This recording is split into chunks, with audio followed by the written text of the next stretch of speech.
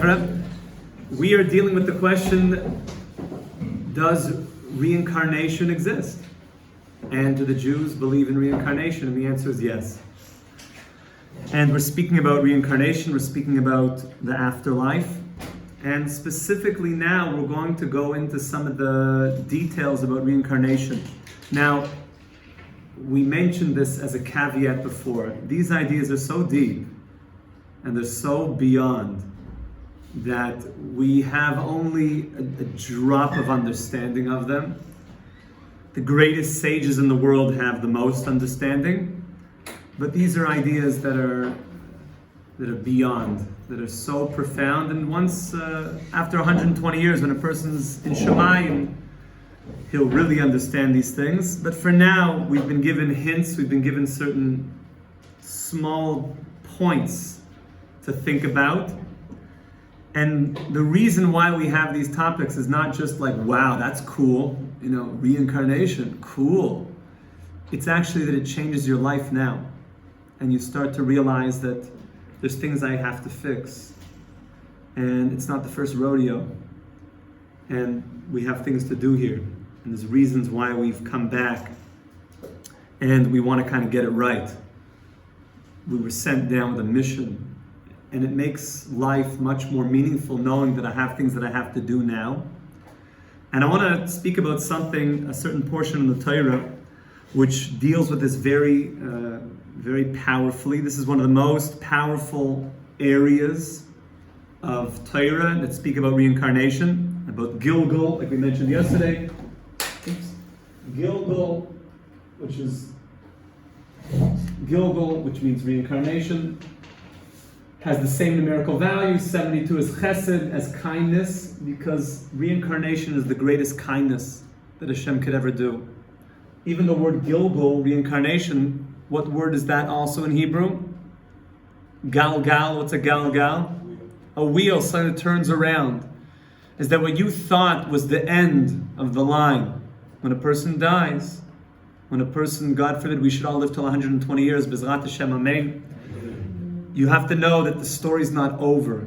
There's a galgal ha'chayzer, there's a continuation to this story.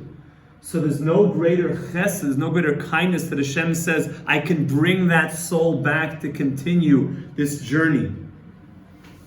Now there's one major part of the Torah that this is spoken about, and this is all tied into Mashiach, especially Mashiach ben David.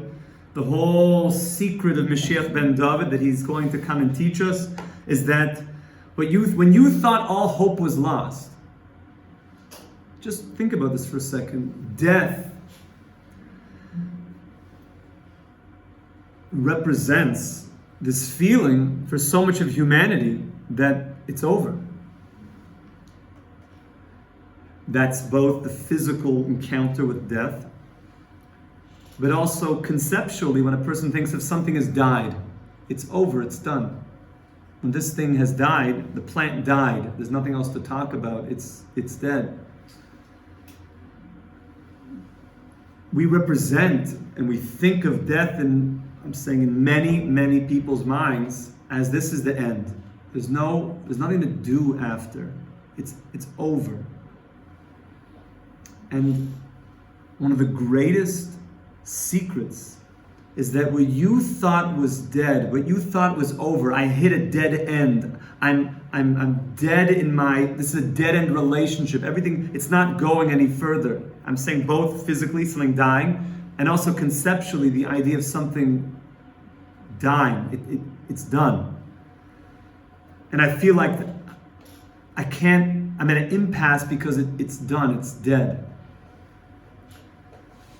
If you can help somebody realize that what you thought was dead and there's no way to go further, both in terms of physically death and also in terms of conceptually, that actually there's a continuation, there's a resurrection, that you can actually come back to life. It's not over, it's not the end. Could there be any greater kindness than that? And when a person thinks that there's no way to get past this could be in a relationship, in a marriage, in so many things. that it's dead, it's not going any further, that I could actually believe that there can be life that could re-emerge from here, that is the most amazing kindness that could ever exist. And that's going to be the philosophy that Mashiach is going to teach us. And therefore, anytime you look in the Torah and you see the discussion of Mashiach ben David, there will always be this secret of resurrection weaving its way through. I want to focus on one part today just for a few minutes. If you look in Parshas Vayeshev, we mentioned this before, it's the Parsha speaking about Judah, Yehuda, and Judah goes and gets married, one of the 12 tribes, and Judah gets married, and he has how many sons? Three sons, very good. What's the name of the first son? Er, beautiful. What's the name of the second son? Onan. And the third son, Shilai. And the first son is given a wife. And by given, of course, they dated and they liked each other. What was that? What was the name of Er's wife? Tamar. Now, was Er, did he act nicely? Why not? He was worried that if he wasn't proper in certain relations, and he felt that if she became pregnant, she would not look beautiful, and he did certain things, and Hashem punished him, and he took his life. Now, the Torah says that Judah saw this, and the Torah points out that Judah said to his second son, Onan, that Onan should engage in the Levirate process with Er's widow, Tamar. Okay, what's the Levirate process? I'm going to explain it in terms of, it's called Yibum. When I say Levirate, what does that mean? Yibum, so we're going to explain it. So, imagine you have two brothers. You have Reuven and Shimon. And Reuven's married to Sarah. And they're trying to have children and they don't. And Reuven passes away, sadly. And he leaves Sarah as a widow. Now Reuven has a brother named Shimon. Shimon has a mitzvah to take as a wife Sarah. As a mitzvah. This is very common also in ancient times. And what was the mitzvah? That he should have children with Sarah. And the children would be called after the brother. Lahakim shem la'achiv, to give children to the brother. That is called Yibum. Okay? If Reuven had children, is there a mitzvah for Yibum? Does Shimon take? No, only if he did not have. What about from another marriage? No, only if he does not have any children. His name, his legacy does not exist in the world.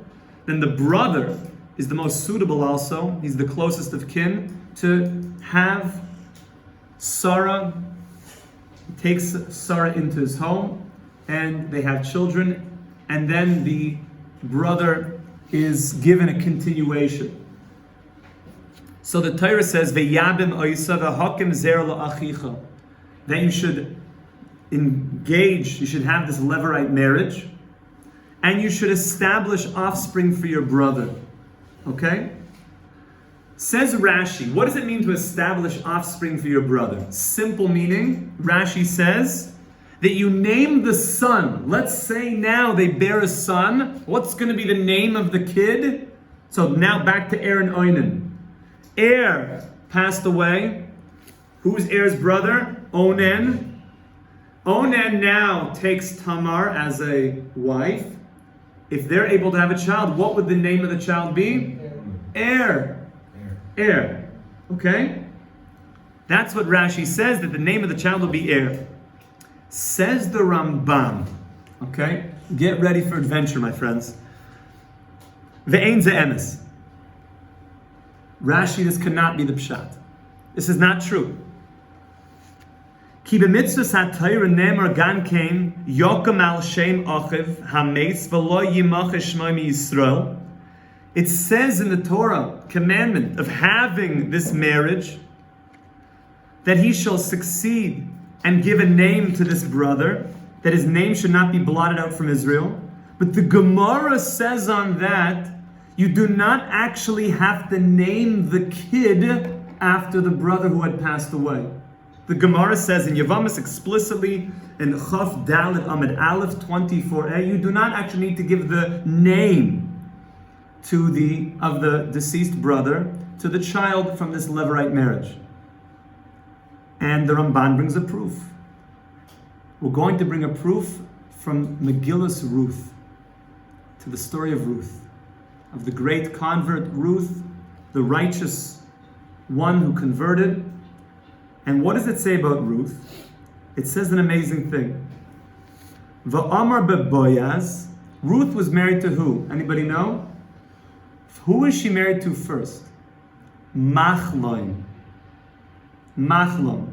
Okay? Who is Ruth's mother-in-law? Naomi. Naomi. Or Naomi. Naomi. My daughter's name is Naomi because she was born on Shavuos. So, Naomi was Ruth's mother-in-law. Ruth was married to Machlon. And Ruth's husband, Machlon, died. They did not have children. Naomi told Ruth that you should try to get remarried in order to do Yibum, basically. Because you weren't able to bear a child. She brings her to Boaz, the great righteous Boaz, the great and noble, the tzaddik, the greatest sage of the generation, Boaz, and they have a child. What would you think their child's name should be? It should have been Machlon. If Boaz was the Yavam, he was doing the Levirate process, and they're trying to bring a name to the deceased husband, Machlon, they should have named the kid Machlon. What is the name of the child? V'tikrena oisai Oved. Says the Ramban, they didn't call him Machlon, they called him Oved. Says the Ramban, a beautiful proof that it can't mean that you give offspring to your brother by, i.e., giving him the name, because we see that Ruth did this, and they didn't name it. They didn't name the child Machlon. They named the child Oved. Ve'od. Furthermore, says the Ramban, that it says Ve'yeda oinen ki loy loy yez hazara.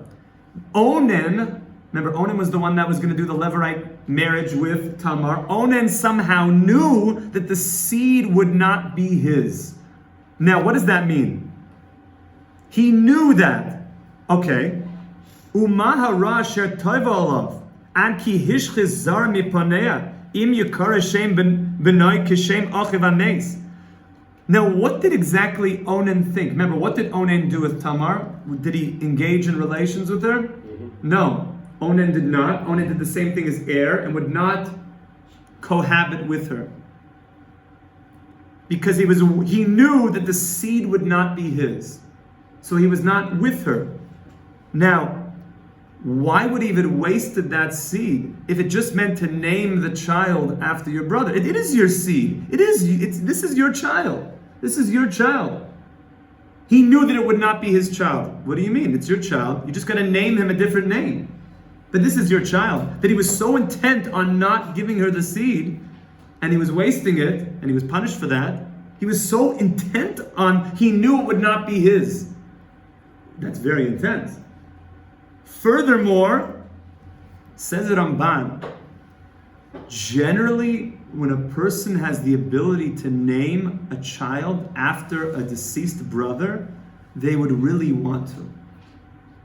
If the case was that he knew it would not be his seed because the name would be given of his brother, that doesn't make much sense. And why would he not want to do that? We feel comfortable. It's in our nature to want to name after somebody who had passed away, a close of kin, especially a brother. And furthermore, the Ramban just keeps going. It didn't say that he said, it says he knew. He knew the seed would not be his. He had some clear knowledge that this would not be his seed, his progeny. So the Ramban says it must be that during the Yibum process, when it says that you're going to give your brother his name, you're going to establish for your brother his name, his continuation, it doesn't just mean that you're going to name the child. Says the Ramban, Avala Inyan Soid Gadol. Ramban says this is one of the greatest secrets of the Torah in the entire genesis of a human being. What does he mean? And he goes on, V'nikrahu la'einei royim asher nosam lahem Hashem einaim lirois v'aznaim l'shmoya. Anybody who God has given eyes to see and ears to hear knows there's something very deep going on here. V'hayu hachacham makadmoidim koidem ha'Torah yoidim ki yesh ta'elas gedola b'yibam ha'ach. And the great ancient sages knew that there was a tremendous benefit to giving the brother the ability to do the Yibum process. And these are the greatest secrets of the entire Torah. And what the Ramban is hinting to, and it's referenced elsewhere, we mentioned the verse in Eov yesterday, is that what the second brother is doing, he's not just establishing the first brother's name in the world, he's bringing the soul of the first brother back into the world. Could there be any greater kindness than that? The first brother was not able to have any children, remember? And therefore there's an element of that soul not able to express themselves and continue. Children represent you continuing. So the brother of the deceased brother is able to be with the wife, and in the greatest kindness that could ever be imagined, is able to actually bring the soul of the deceased brother back into the world. That brother has another chance. The story is not over for that brother. And the Torah says, if a person does not do this, the rabbis deem him a very cruel human being. Now, what is the alternative? He doesn't want to do Yibum? Chalitza. Chalitza, that funny thing where you take off his shoe and she spits beside it, right? That very funny thing, like, what's that all about? The rabbis say this is a cruel human being who does not do Yibum. So what's with the shoe? You know, we mentioned this before, but after Adam ate from the tree, our eyes became very different. Your eyes are more than just, the fleischke Eugen, the pieces of fleischiks inside these eyeballs. Your eyes mean your sight, your vision. Before Adam ate from the tree, what did you see? If you were to look at Adam before he ate, what would you have seen? Soul. You would have seen a soul. If you really looked carefully and squinted, you would barely be able to make out a physical form. But what happened after Adam ate? All we see is bodies, more or less. And if you look really closely, like maybe on like a Friday night, you look deeply into someone's eyes, you make out a wisp of a soul. Your souls expand all the way up to the throne of glory. Your souls are massive. But because our eyes became fleischiks, our eyes became meaty. I like that, fleischiks. So we see fleischiks all the time. Oh, 4 types of fleischik. Yeah, now I'm excited. Afternoon Seder. Fleischik? Yeah. Because our eyes became like fleischiks. If you could see what your soul is, it goes all the way up to the throne of glory. We're talking about your soul is massive. But we don't see that. We just see a bunch of bodies bumbling around here. The body, compared to the soul, your body is like a shoe. Your body is like a shoe. Your shoe, compared to you, the shoe is just housing the bottom part of you, right? But you extend far beyond the shoe. Your body is like a shoe to your soul. Your soul really goes all the way up to heaven. All the way up there, my friend. There's a fiber optic link that takes you all the way up there. That's why you're always connected to heaven. That's why what you do affects heaven, because you're there. Your body is like a shoe. So you extend all the way up. But your body allows your soul to have an existence down here. Remember, the shoe's right at the bottom. Your body's just the most bottom part. And the bottom part of your soul lodges into your body, but you extend all the way up. So what do we tell this brother that does not want to bring his deceased brother back into the world, to give him another chance, to fix, to have a reincarnation? What do we tell him? We tell him, you're not giving your dead brother a shoe. You're not allowing him to come back into this world, into a body. You take off your shoe. And we spit beside it.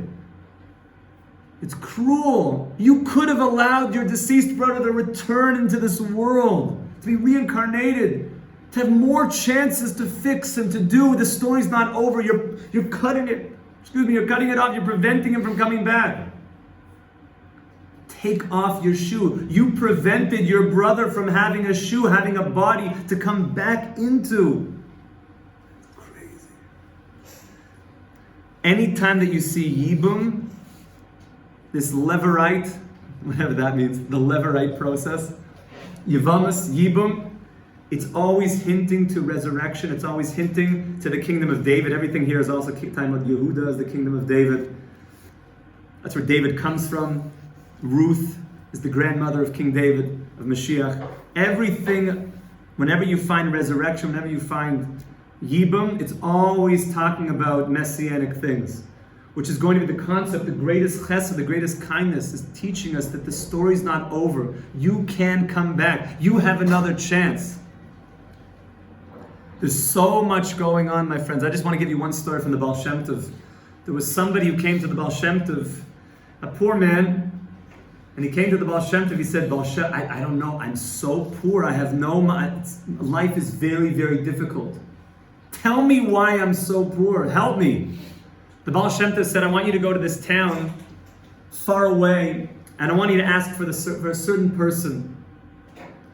So this Yidela went, and he went to this far away village, and he started asking. On the way there, anytime he mentioned this person's name, people would spit at him. People would curse at him. It's, oh, that miser, oh. He battered, and he finally made it towards that village. And when he got to the village, they were even more, oh, that person. They would spit, and they would yell at him. Finally, he said, go to that house. And he went to the house, and he knocked on the door. He said, I'm looking for this person. They slammed the door closed. He said, oh, that evil man. He said, the person you're looking for, he lived here, but he died a long time ago. So this very poor man came back to the Baal Shem Tov. He said, that was intense. What was that all about? He said, you know, that person you were looking for, that was you. You were that miser. You were that stingy person.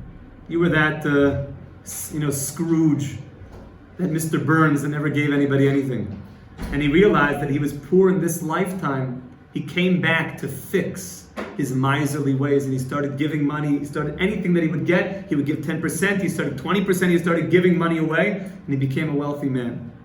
He realized that he'd come back to fix that very thing that he didn't do correct in a previous lifetime. Hashem gave him that kindness, that chesed, to come back into the world. We're going to talk a little bit about some of the signs that the righteous tell us, things in our life now.